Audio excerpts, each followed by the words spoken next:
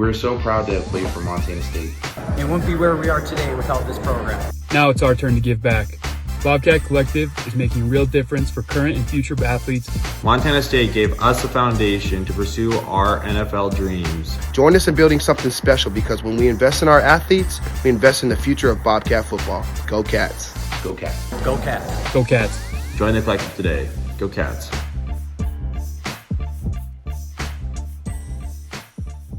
Breakdown, proudly presented by the Bobcat Collective at Montana State. The Bobcat Collective is the NIL collective that serves Montana State University student athletes. The collective is partnered with Montana State to connect fans, alumni, businesses, and local nonprofits with Montana State student athletes. Opportunities through the collective allow student athletes to earn compensation while serving the greater Montana State University community. Sign up now for memberships and enjoy automatic entry into raffles for free tickets while supporting the bright minds at Montana State. They have multiple different membership tiers, and you can also be a one-time supporter, and you can also business partner or corporate supporter. Visit bobcatcollective.com for more.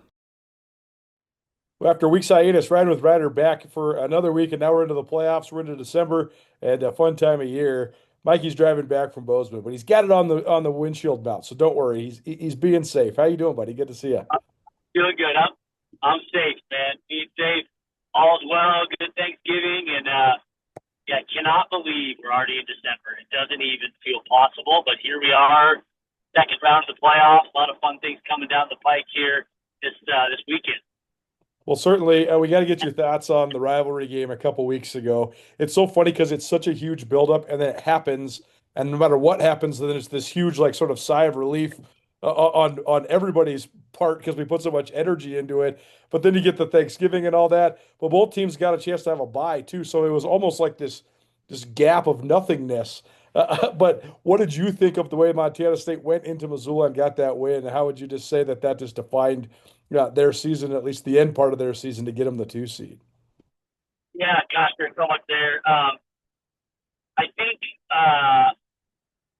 Coach Vigen, he's such a tremendous coach, but there is a little bit of a monkey on your back, not winning in Missoula yet, not having done that. And so, good to see Coach Vigen, have the ability to do that. But as far as the game is concerned, I feel like you and I talked about this, or maybe it was other people too, but I just think there have been so many blowouts. We've seen so many. I just was like, surely like this, I don't think it's going to happen this year. Just don't.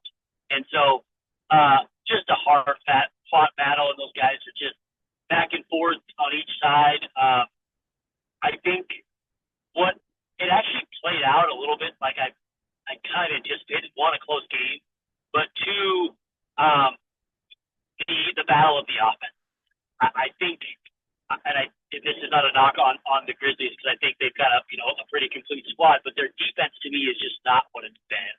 And I think when it came down to it, they played about as good of a game, in my estimation, as they probably could have on defense. But then when it came down to it late in the game, to get the stops, they kind of got out-muscled there at the end as far as, like, running the football. Now, on the flip side, you look at what Ayat did, and what he did on offense, and Wortham, and then Gilman with that late touchdown run. They've got an explosive offense. And then I just, the storyline is probably just like everybody else's when it comes to Lamson and what he did. I mean, he was 18 of 20 in a rivalry game. I mean, that's about as good as it gets, Colter. And poised and trying to find a guy that's, you channel the fire, but you're not overly hyped. You can't be that way at quarterback. You got to find a way to find that even keel, and he found that. And so I just think when you got a quarterback that can do that, it was a good quarterback duel. And if we're lucky, we may see Cat Grizz 2.0. We'll just wait and see. Yeah, we'll get to that in a minute because that could be pretty compelling. But on the Lamson note, I just can't believe how impressed I am with this guy. Brent Vigen mentioned it in his postgame. He said it's very hard to find a guy who is a fiery leader but also even-keeled at the same time.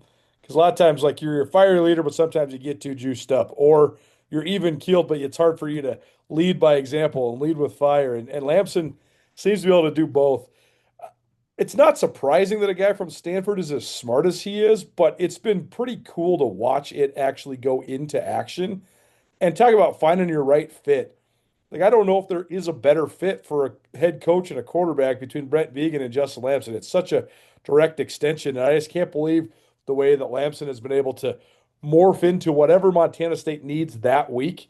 He's done it, whether it's a running quarterback like against Davis or a guy that just rips your head off in the first half against Eastern Washington, throwing 250 yards and 3 touchdowns, or a game manager, or a guy that's, perfectly efficient like he was in Missoula. It's just crazy the way he's been able to operate. I was actually shocked he didn't get Offensive Player of the Year in the Big Sky. Gilman's a really good player, and I thought there was multiple worthy candidates. I just thought undefeated conference record and 0 turnovers in conference play would get the guy that award. But the fact that he has been basically perfect. I mean, he's basically batting 1,000 in Big Sky conference play.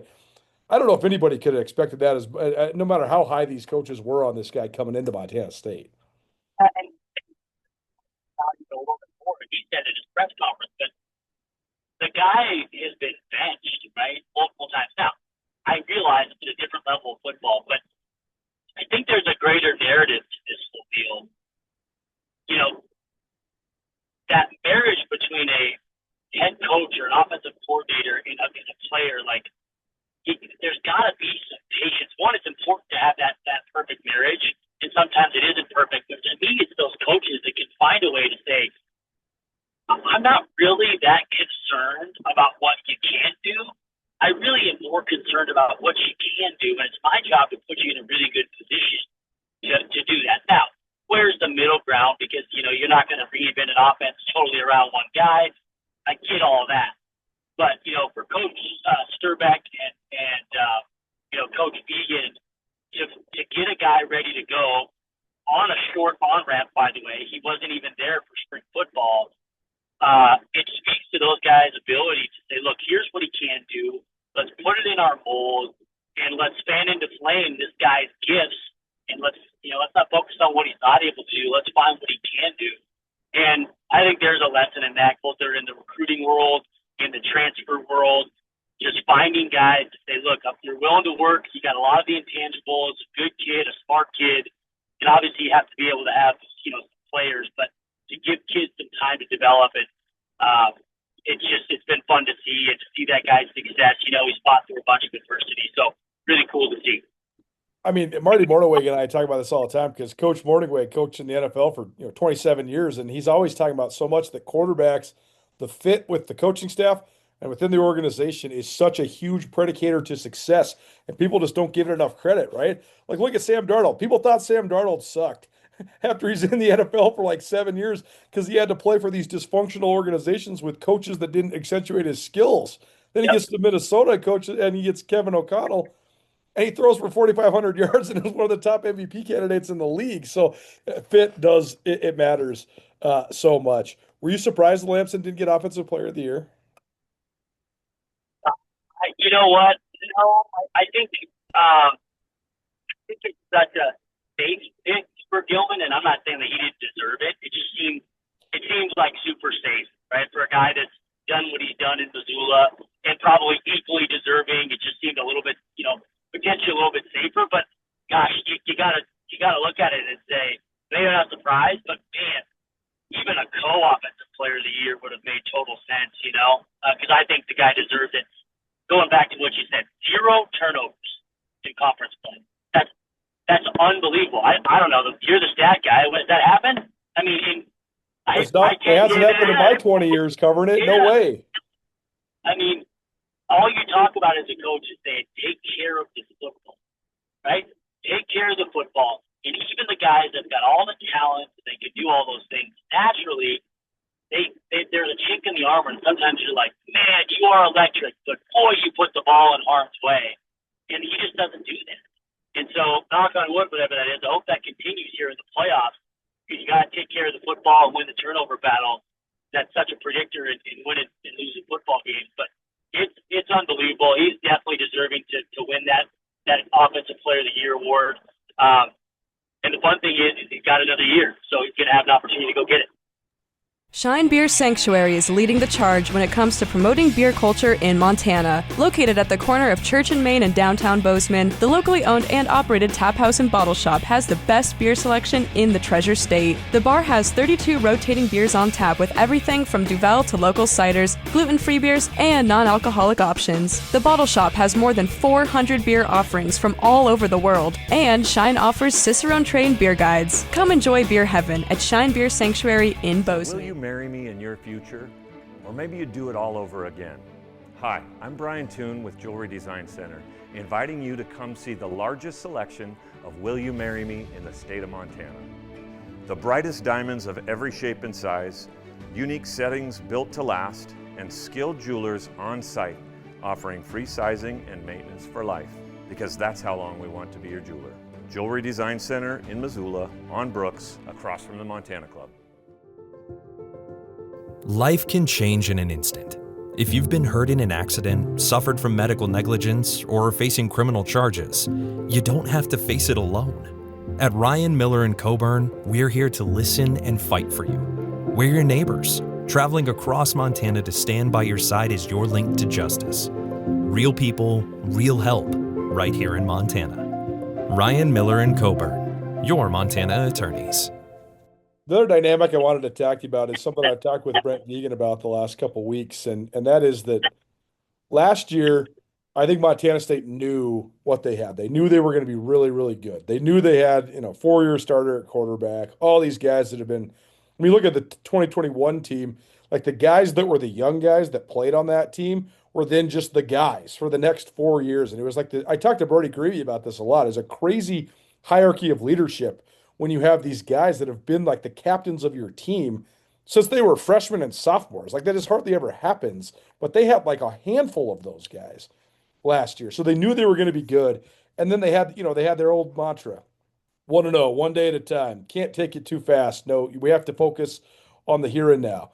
And it worked all the way until the last day of the season, but then it sort of fell apart on them.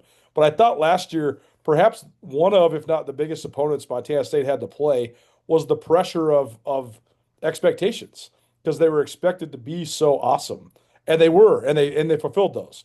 But that was such a weight on their shoulders. This year, it's almost as if like the 0-2 start actually helped them, but also like this team has just done this unbelievable job of like forming its own identity and its own path and all that. But I just wonder, because you saw Montana State fight back, both teams fight back so well in Missoula, but I thought that was a great testament to the coaches and the players. But also, I think it just shows you the mentality Montana State has right now, and the fact that they have been now in back-to-back slugfests going into the playoffs. Like, you have to have so much confidence going to the playoffs now, knowing you just beat the 8 seed handily in the second to last game of the year, and then you went to Missoula and beat one of the 3 best teams in the country in their home field. So how much confidence do you think Montana State should take from the last couple weeks? How much do you think they are just sort of battle-tested going into these playoffs? I think going back to what you said on leadership and kind of a new identity, first and foremost, leadership is a wild thing because you can't be somebody else, right? Like Justin Lamson can't be Tommy Malott, right? Doesn't want to be, right? And so just like we're talking about this timing in this marriage between a quarterback and an offensive coordinator and a head coach, there is also something that happens around leadership, and it's more like your leaders, they need to be who they are within the identity of the team. And so all of that is kind of a timing thing too. Do you have the right people? You may have really good players, leadership. You may have really good leadership, but like people aren't really sure where they fit in. It's just there's 95 people on the roster, all kind of pulling their own weight in different ways. And so it's the job of the head coach to figure out, how do I put all those pieces together? Let my leaders be who they are and not someone different. By the way, figure out how I put the right people on the field, then put a scheme together to make sure that it all works. Oh yeah, and hopefully you stay healthy. Right? So there's so many factors to it, but leadership is such an interesting thing because one leader can't be another leader, and some of it's timing. You gotta fan into flame the leadership qualities that people have. So this team leads differently than the team did last year. And I think that's one of the coolest things to see in sports. So, yeah, as far as that's concerned, I think they are hot, and you've got to feel really good about what you're heading into. But there is something, the old adage of like, look, you almost want to keep playing, you're so hot, but you take the time off because you appreciate the rest and the recuperation because guys need it. But from a confidence perspective, they have to feel like they can go toe-to-toe with any team in the country. Home or away, lucky for them. If they're going to get to Nashville, it's going to be at home. And so they've got to be really, really confident. They just got to stick to their identity. And you've got to play up to their standard. Vigen talks about that a lot. Their standard is their standard, and you got to play to it, whether it's Yale coming to town or, Montana or SFA or taking the show on the road to Nashville. You got a standard and a preparation pattern, and you got to stick to it. So they got to be confident heading in the direction they're heading. In 1959, at Street's Grocery in Whitefish, Montana's special spice was born. Alpine Touch. It's the taste you grew up with, well seasoned through the test of time. As the tradition carries from one Montana generation to the next. From its humble beginnings to a trusted brand, here's to the next 60 years. Alpine Touch. Montana's special spice since 1959. Join Town Pump's Pump It Up Rewards Plus program and never pay full price for fuel again. Save 5 cents on every gallon every day at any Town Pump across Montana. Plus, earn and redeem points on your favorite in-store items to get free stuff with our clubs. Stop in and pick up a rewards card. Download the Pump It Up Rewards Plus app today. Or visit townpump.com/rewards to register and start saving.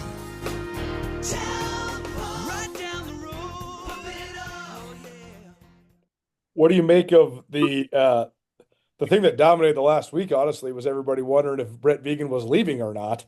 And he addressed that in his press conference today. He said, hey, he was straightforward about it. He said, hey, there was an opportunity that I was interested in, and then I became uninterested in it. And so I put out a statement to say that I'm here, and I'm here to stay. And I thought that was a savvy move on his part to sort of stay out ahead of it. But last year, I think there was a lot of distractions, too, for the Cats during the playoffs with various guys getting contacted by a bunch of different programs. And, of course, Vigen being in the mix at a bunch of different Mountain West schools. But now it seems like this one is earlier, so it's maybe in the rear view a little bit. Does it impact the way that Montana State navigates these next couple of weeks, or is the distraction sort of in the rear view now that this is sort of coming past?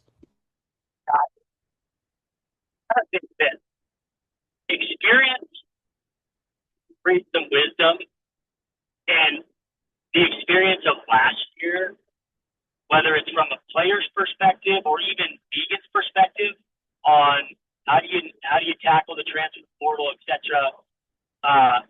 I got to think they got a pretty good game plan as to what this looks like, and the conversations maybe that they wish they would have had last year and didn't, or vice versa. Just how do you navigate this weird college football landscape? I would think this team, because they've seen that, they saw it last year very tangibly, and how potentially it affected them, they got to have a little bit better game plan, and just being aware of that is going to be helpful. So I think, I don't know for a fact, but there's some strategy around all that. Was he really that interested in going to see Oregon State? I'm sure, to go and just take a quick flyer, but I also know you're a human nature, and to try and leverage a trip knowing that, like, look, I want to be here, but we got to find a way to make this happen financially. Like, he's got some leverage. Just call it what it is. So, do I think he wants to leave Montana State? I think he's the guy that eventually will, but it's going to be for the perfect fit and at the right timing, because he's not a guy that's just going to jump around. He's got a good quality of life. Montana State's a good place to be. And the commitment that they just made to him financially, I think was the end result he was hoping for. And sometimes that means taking a flight out to Oregon State just to dangle that a little bit to say, guys, I am maybe a little interested, but like, we got to come up with some solutions, because ultimately I want to be here. We have to wonder too if he thought about like the near future, because I think in the near future, Oregon State and Montana State are going to be a lot closer than people think. I just wonder if he thought about that. Yeah, I mean, how could you not with college football doing what it's doing, and just the gap between the, Alabamas and Texas and all the, those schools and everybody else, it's just continuing to grow. And I think the Oregon States and the Montana States and the Colorado States, the New Mexicos, it is becoming more apparent that like they're closer there than they are. They're more alike than they are different. That's a fact. And so you could say that that's not how it is, but it really is. And so he has to look out on the horizon. And there is something. Money is an important thing. We're all human beings. You have to have money to survive and do all those things. But quality of life is very, very important. For some people, it's more important than others. And the quality of life, I think, in Bozeman and what you built into something is really, really high. And so, very corny, very cliche, but the grass isn't always greener, even if you have some money. Now, there's a reason he took the flight. He's got some more money out of the deal, and he deserves it. But I think he's going to be here in Bozeman for at least a couple more years. And he's got kids on the team. That's a big deal. But in any respect, excited for the fact that he's going to be back because he's doing an unbelievable job. Well, you spent some time in the coaching business, so give us the lowdown on what it's like preparing for an opponent that is like super foreign, like Yale is, right? Like Montana State's never played an Ivy League school. There's no crossover, there's no common opponent. Like there's nothing. So when you're preparing for that, like when it is one of these playoff scenarios and it is somebody from the other side of the country that you have really no, crossover film on, how do you what's like the week like when you're preparing for a team like that? I think there's some excitement around that because of the fact that you see so much overlap. That it's fun to see somebody like, look, we've got no common opponents. Don't play Ivy League schools, and you get to welcome them to your house. So when it comes to preparation, look, man, there's only so many ways to skin a cat. You start looking at it almost as a baseless opponent. When you're game planning from a defensive and an offensive perspective, whether or not they're running I don't even know if they're running on defense, but if they're running a 4-3, quarter scheme,